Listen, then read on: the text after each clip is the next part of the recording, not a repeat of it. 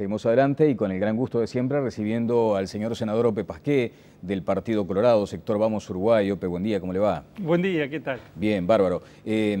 Iniciando este año, que será particularmente movido para el sistema político, por suerte. O sea, uno a veces pierde la perspectiva, ¿no? Y no se da cuenta de lo interesante, de lo importante que significa como nación ingresar a un año electoral. Sin duda es así y esto es una parte fundamental del funcionamiento democrático. Me parece a mí, no hay que disgustarse ni molestarse porque la actividad política cobra especial intensidad, está bien que así sea. ¿Y por qué la gente está desconectada a veces del sistema, Ope? Por muchas razones que existen no solo en Uruguay, sino yo creo que en Occidente en general. Hay a veces un distanciamiento entre los ciudadanos y la política, tiene que ver con muchas cosas. La globalización, la pérdida del peso relativo de los estados, muchos factores, pero frente a eso lo que no se puede hacer es quedarse quieto.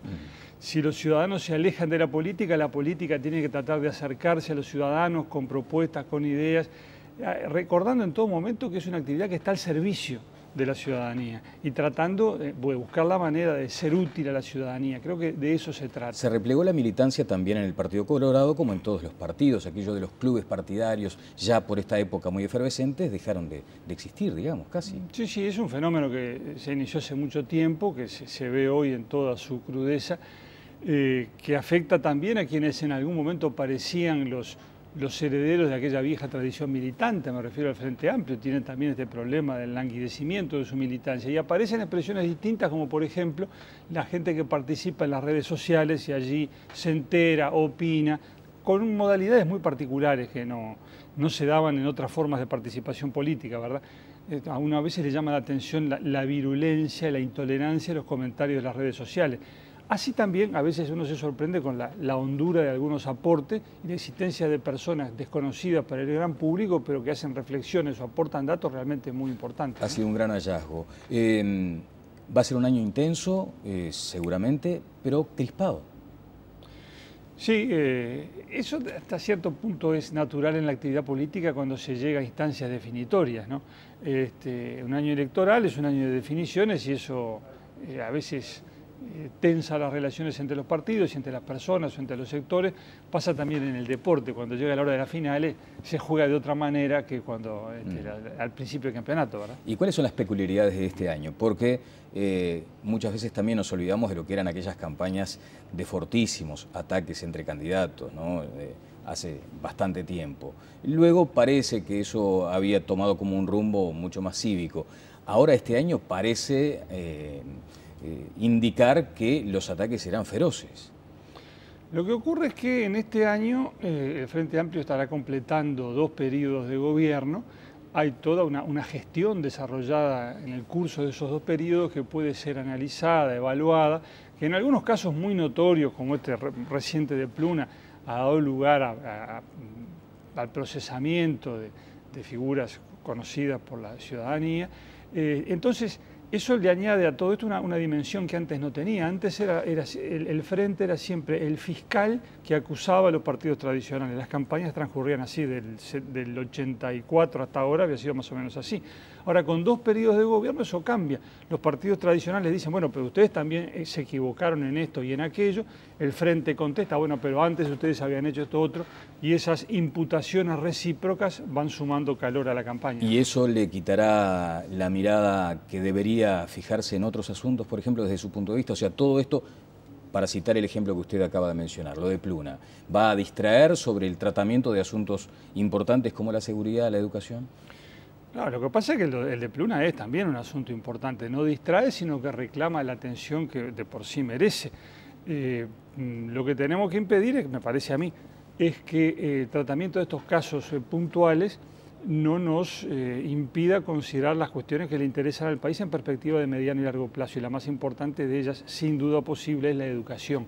Pero digo, todo es importante y todo está sobre la mesa. Uno ve que con esto que está pasando ahora en Pluna, hay quienes dicen desde el gobierno, bueno, hagamos una autocrítica seria, examinemos a fondo qué fue lo que pasó y tratemos de corregir los errores. Una actitud me parece muy sana y muy sensata, pero digo, hagámoslo ya, porque una de las cosas que se reprocha el propio oficialismo a sí mismo es no haber escuchado lo suficiente a quienes tenían aportes para hacer. se reprochan actitudes de soberbia, decir esto lo manejamos solamente algunos y el resto no participa. Digo, ojo, eso me parece muy bien, muy sano, pero miren que tenemos pendiente, anunciado, la firma del contrato entre el gobierno y Aratiri, y desde la oposición estamos reclamando conocer ese contrato, conocerlo, nosotros y la opinión pública, y no lo muestran. Bueno, entonces eso, digo, sí. si vamos a hacer autocrítica por Pluna, vamos a empezar a aplicar ya lo que parecen las consecuencias más claras de la autocrítica, abrir el juego, mostrar las cartas, decir qué se está haciendo, aplíquenlo con Aratiri, que lo están por firmar. El doctor Canepa había dicho que lo firmaban antes del 20 de enero. Bueno, estamos a 15, ¿no? Falta muy poco. Pregunto, Aratiri, la empresa, ¿constituyó ya la garantía de cumplimiento del contrato que de acuerdo con la ley debe constituirse antes de la firma del contrato? No lo sabemos, nadie dice nada. Si le parece, más adelante vamos a profundizar sobre ese tema de Aratiri. Antes, para cerrar el tema Pluna, lo que se insiste por parte del oficialismo es decir, bueno, señores, está bien, hubo errores, de hecho fueron admitidos por Danilo Astori en su momento, eso refrendado por el propio presidente de la época, Tabaré Vázquez, con aquel nos equivocamos, pero no hubo dolo, no hubo corrupción. ¿Eso les convence desde el punto de vista de la oposición? Mira, el establecimiento de responsabilidades, si hubo dolo o no lo hubo, qué fue lo que hubo, eso será el resultado final de la acción de la justicia. Yo no me apresuro y jamás arrojaría dudas sobre la conducta de nadie, simplemente por presunciones o por indicios. Lo que me parece evidente que ha habido en esto, que ya hoy se puede ver, es una clara manipulación de la opinión pública. Que acá se montó todo un escenario donde parecía que venía una empresa extranjera, donde parecía que el señor López Mena no tenía nada que ver en todo el negocio porque él se encargaba, además de decirlo y repetirlo a los propios dirigentes opositores, yo no tengo nada que ver en esto, donde el gobierno hacía parecer que había una empresa extranjera que iba a participar en una subasta, etcétera, etcétera, y que era la que efectivamente compraba los aviones.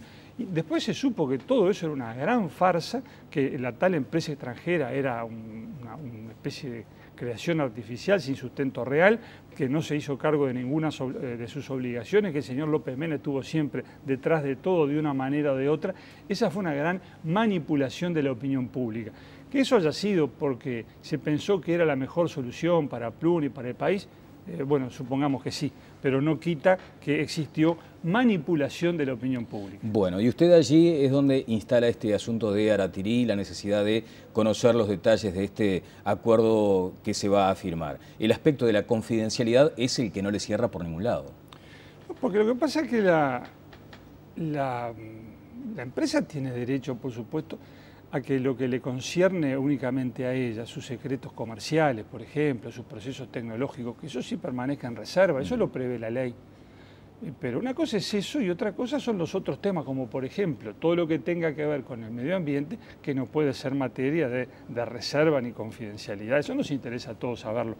Y creo que hay que subrayar esto, porque se anuncia que el contrato se va a firmar antes de que la Dinama expida la autorización ambiental previa.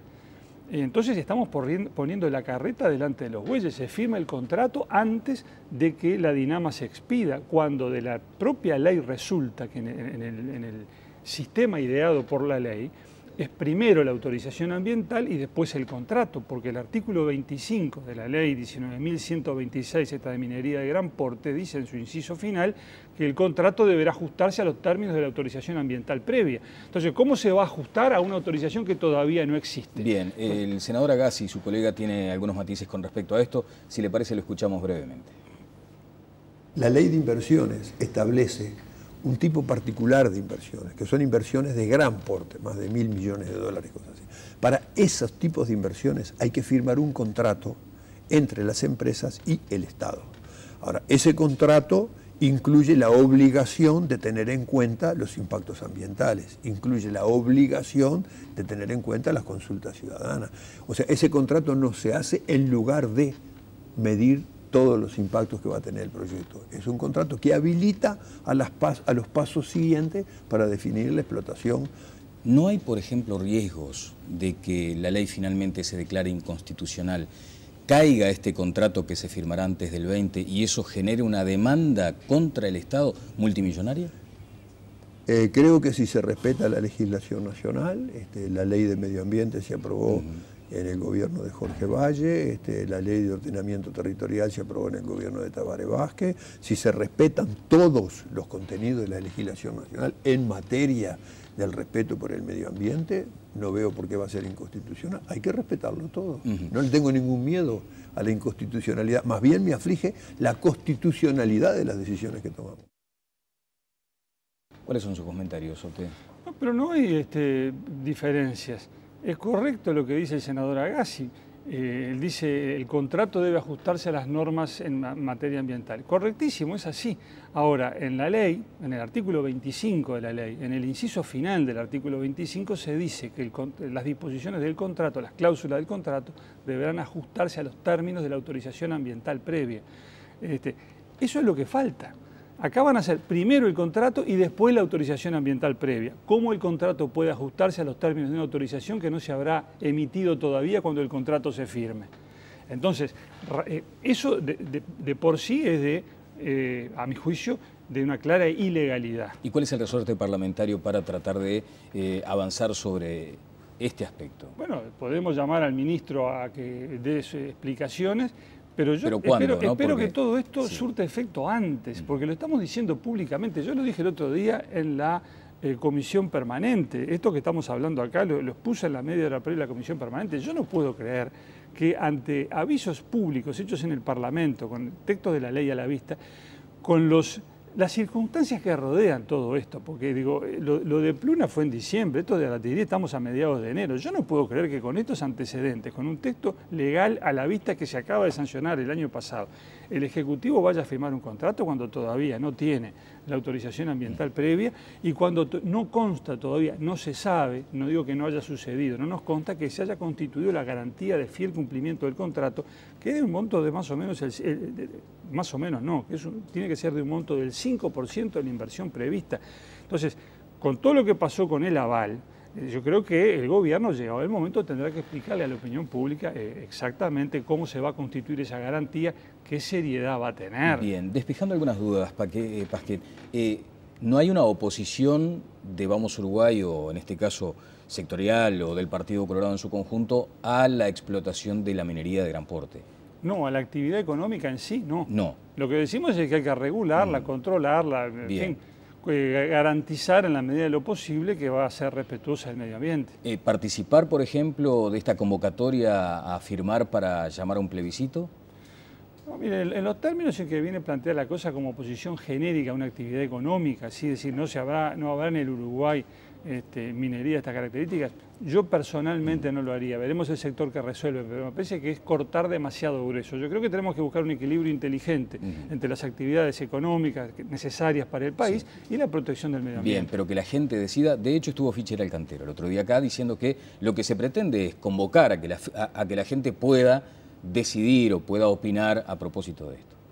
Habrá que ver los términos exactos del planteo, pero digo, convocar a decidir en términos que podrían implicar la prohibición de toda una actividad económica, a mí me parece, repito, que es cortar demasiado grueso. ¿Qué es lo que están haciendo los ambientalistas desde su punto de vista? Bueno, es lo que uno supone por lo que se conoce de toda esta campaña.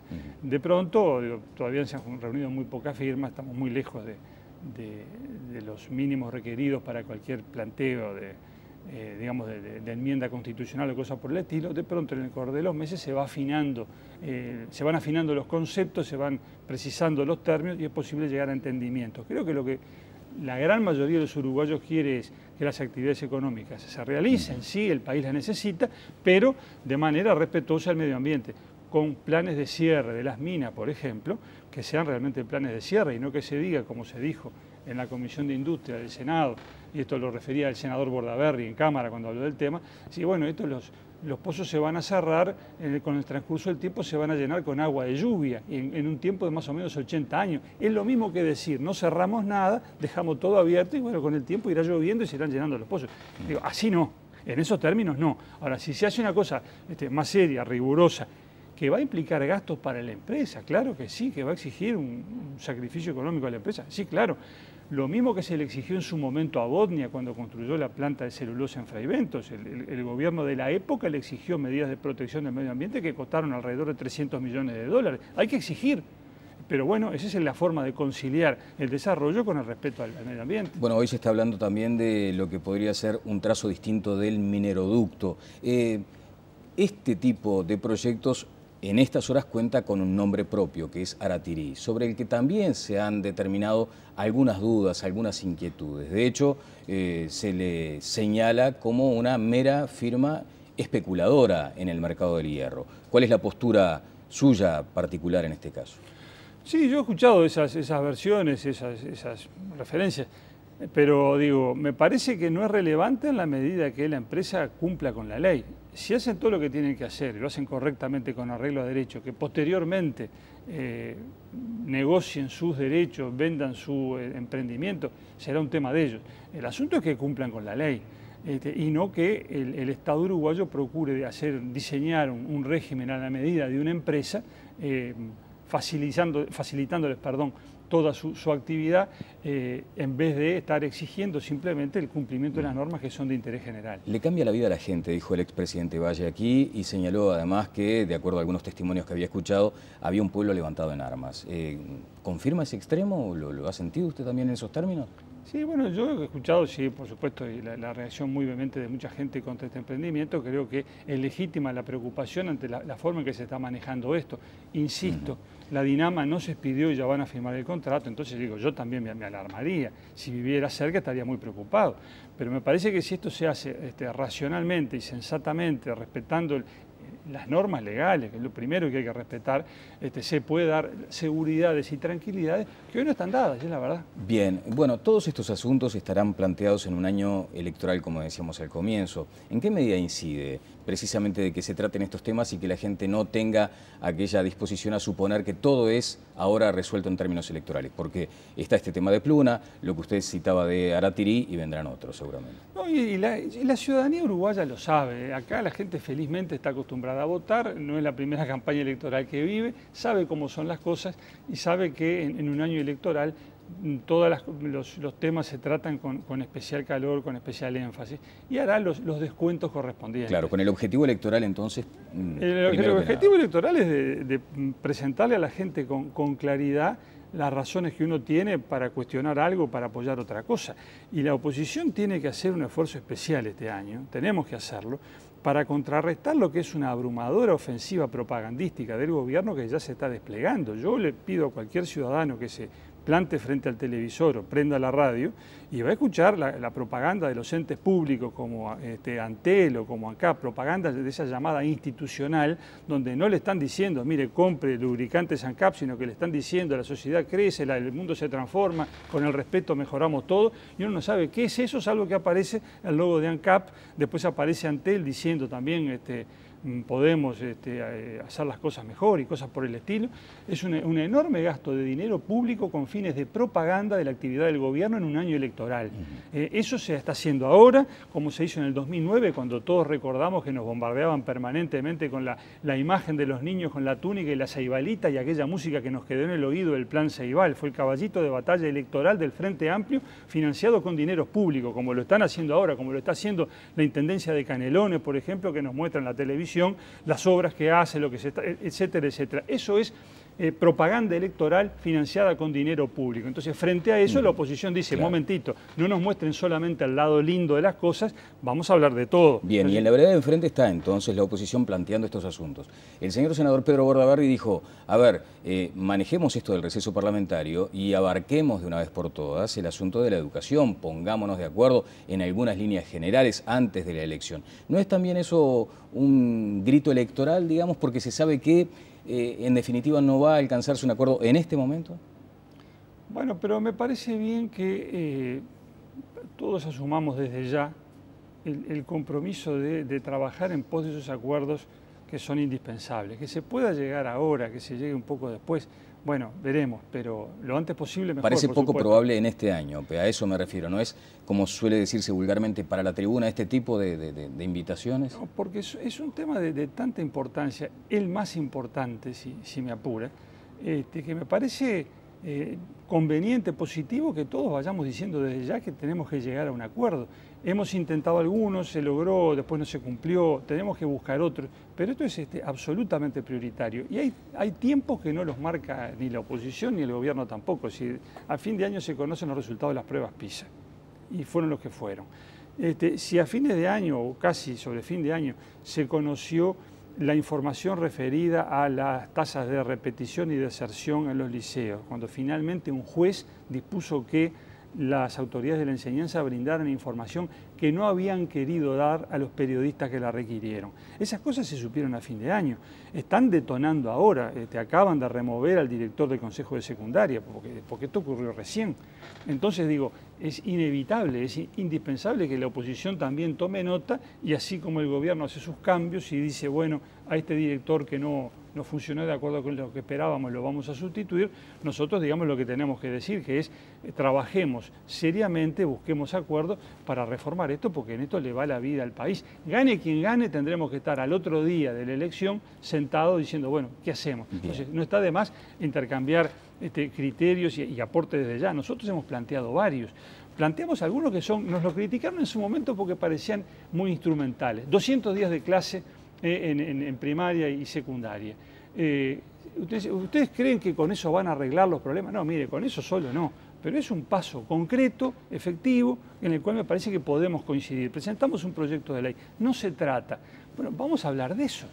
No queremos hablar de eso. Entonces, ¿hasta dónde es cierto que nos preocupa a todos la marcha de la educación? Cuando tenemos un año lectivo como fue el anterior, donde se perdieron más de 20 días de clase en secundaria por los paros docentes que se dijo que se iban a recuperar y nunca se recuperaron. Entonces digo, está de más presentar un proyecto de ley y reclamar que se discuta. No me vengan con grandes cuestiones filosóficas o programáticas, estamos hablando de los días de clase efectivos, porque si los muchachos no van a clase es muy difícil que aprendan. Que además de la clase tengan que tener otras cosas, por supuesto que sí, pero eso es el principio, es el comienzo de todo. Bueno, usted decía al pasar de que no se han encontrado con los respaldos suficientes como para que el asunto sea tratado en el Parlamento. De hecho, allí vuelve a insistirse con los perjuicios que muchas veces provocan las mayorías parlamentarias. ¿Entiende que lo que debe disputarse de cara a las elecciones es la mayoría parlamentaria que hoy ostenta al frente? ¿Ese es el principal objetivo de la oposición o directamente es ganar el gobierno? No, yo no comparto todo eso que a menudo se dice sobre la mayoría parlamentaria, sí, todos esos discursos, yo no estoy de acuerdo. Eso de la aplanadora, de las manos de yeso, todo eso no lo comparto. No, voy a esto. Digo, una cosa es hablar de mayorías parlamentarias en los regímenes electorales, donde se permite hacer lo que se llama cortar la boleta. Uno vota un presidente por un lado y una lista al Parlamento por otro lado. Entonces ahí tiene sentido decir, no, mire, no le dé mayorías parlamentarias al presidente porque no es bueno para el sistema, las manos de yeso, todas esas cosas. Eso se puede hacer, por ejemplo, en Argentina, cortan la boleta. En Uruguay no. Entonces usted vota al presidente e inexorablemente vota en la misma hoja de votación la lista de candidatos al Parlamento. Entonces, ¿qué sentido tiene llamar a votar para evitar la formación de una mayoría parlamentaria? Usted dice, mire, vote a mi partido, a mi candidato, porque yo creo que es el mejor. Y si vota a mi candidato a presidente, fatalmente va a votar mi lista de candidatos al Parlamento, porque nuestro régimen no le da la posibilidad de hacer otra cosa. Entonces, ¿yo qué voy a decir? Voten al Partido Colorado, pero no se excedan, porque no querríamos tener mayoría parlamentaria porque no es bueno. No, obviamente no, queremos todos los votos posibles, y si nos toca la mayoría parlamentaria, sabremos utilizarla. Y no decimos no voten al frente para no darle mayoría parlamentaria, decimos no voten al frente porque no va a ser un buen gobierno, como ha quedado demostrado que no lo ha hecho. Pero entonces la disputa no es mayoría parlamentaria sí o no, sino a qué candidato a presidente vota porque los candidatos al Parlamento van enganchados necesariamente en la misma lista. Para el único sector, para el único partido para el que tiene sentido hacer este discurso contra la mayoría parlamentaria, es contra el partido que de antemano se sabe que no va a ganar, que no aspira a ganar, que aspira solamente a tener una banca en el Senado, que es el Partido Independiente. Si yo fuera del Partido Independiente, haría todo el discurso en contra de la mayoría parlamentaria. Dice, señores, voten al Partido Independiente, ustedes tienen la tranquilidad de que no ganamos, pero es la manera de que otros no tengan mayoría parlamentaria. Pero si uno no es del Partido Independiente, como en mi caso, el discurso ese no tiene sentido. No tiene sentido. De cualquier manera, cualquier presidente electo va a necesitar ese respaldo parlamentario, sea por una bancada propia o, como en el caso de la oposición, sumando esfuerzos con el Partido Nacional. Claro que sí. Eso está claro, sí. Hacia eso. ¿Y qué razonamiento aritmético, qué matemática emplea para señalar que Bordaberry será el presidente? Mire, nosotros decimos que vemos con confianza la evolución del Partido Colorado, la percepción que tiene la opinión pública, sobre todo del candidato Pedro Bordaberry. Todas las encuestas nos dicen que viene creciendo el prestigio de Pedro, la aceptación que tiene por parte de la ciudadanía. Una última encuesta que vi sobre fin de año le preguntan a la gente, ¿usted votaría por Pedro Bordaberry a la presidencia de la República? 50% dice que no, 50% dice que sí. Y cuando miden la intención de voto por candidato, está cabeza a cabeza prácticamente con Larrañaga. Entonces decimos, si hacemos las cosas bien, hacemos una buena campaña y trabajamos, es posible que pasemos nosotros a la segunda vuelta y en ese caso, bueno, estamos allí, con chance de definir. Bueno. Entonces, no es ninguna certeza matemática, pero es una posibilidad que vemos muy clarita y que nos lleva a trabajar con mucho entusiasmo. Está muy bien. Bueno, Ope, le quiero agradecer mucho estos minutos. Hablaremos más adelante del... ayer dijo Valenti del PACO, que es el Partido de la Concertación. ¿Supeditado exclusivamente a Montevideo o con una proyección nacional? Primero, si quiere una consideración sobre lo que señalaba Valenti ayer, que es simplemente una engañapichanga. Yo creo que Valenti tiene que hablar de cualquier cosa para que no le recuerden Pluna, para que no le recuerden el papel que cumplieron las figuras del Frente Liber Sereñi en todo el tema Pluna, para que no le recuerden la espantosa gestión de la Intendencia de Montevideo. Entonces, claro, trata de desviar la cosa y decir que lo de los demás es engaña pichanga, pero la gestión de gobierno la llevó adelante el Frente Amplio y sus responsabilidades están allí. Nosotros vemos que el pacto entre blancos y colorados para la creación de este partido de la concertación es una herramienta política muy importante, la gente lo ve con buenos ojos y va a permitir que la gente elija. Bien. Porque creo que es lo fundamental. ¿Solo en Montevideo o con proyección nacional? Por ahora en Montevideo, porque ese es el alcance del acuerdo al que llegamos hasta hoy. Pero nosotros vemos, digamos, agitación, reclamos de gente, sobre todo de Maldonado en Canelones, que dicen, bueno, pero acá también sería muy útil, acá también lo queremos. Del lado del Partido Colorado hay buena disposición. Bien. Hasta ahora la resistencia está del lado del Partido Nacional y específicamente el senador Larrañaga, que lo ha dicho con mucha claridad, solamente en Montevideo. Teresa Eichenberg ha sido señalada hoy como una posible tercera candidatura en el Partido de la Concertación. ¿Le consta? No, no me consta y creo que es un episodio más de lo que pasa todos los veranos, que aparecen esas noticias fantásticas de las que después nadie se hace cargo, pero claro, mientras por unos días sirven para motivar el comentario. No hay nada de eso oficialmente. Muchas gracias. Con mucho gusto. El señor senador Ope Pasquet. Pausa y seguimos adelante en Tele Buen Día.